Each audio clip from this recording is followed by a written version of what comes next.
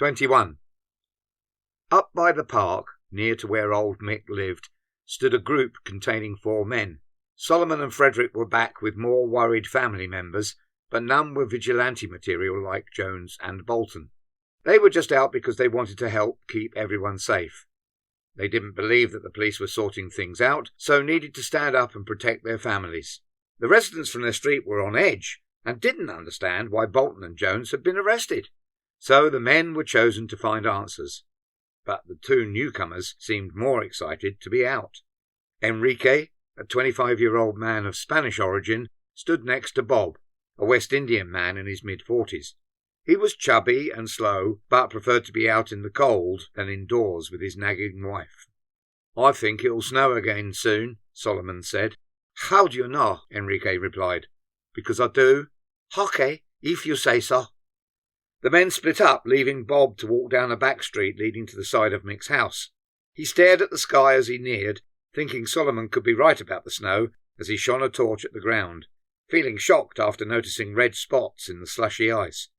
He knelt to inspect it, touching the sticky liquid to feel sick, as the bug swooped with the silence and speed of an assassin to slit his throat. He desperately gripped the stinging wound as blood gushed out to paint a picture in the snow, his energy fading quickly to collapse in a heap as the bugs pounced on his back to burrow into his skin.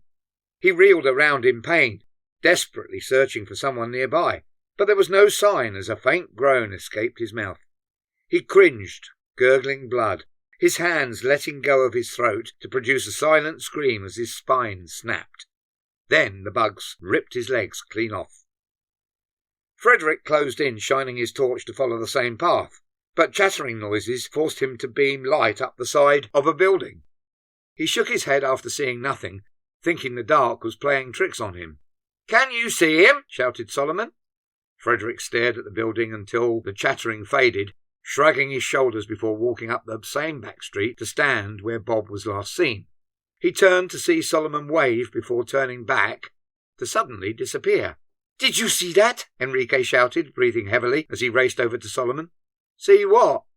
Enrique, still panting, pointed towards the back street, but Solomon was lost as to why he was upset and breathing like someone who'd just completed a workout. "See what?" he asked again. "He disappeared. He just vanished," Enrique hollered. "I know he did. He's gone round the back of the houses." But Solomon's sentence was cut short after Enrique began to cry. "What's wrong?" "He never got that far because he vanished into thin air." "What are you talking about?" Solomon asked, shivering more than usual. He shone a light at the same area before darting his eyes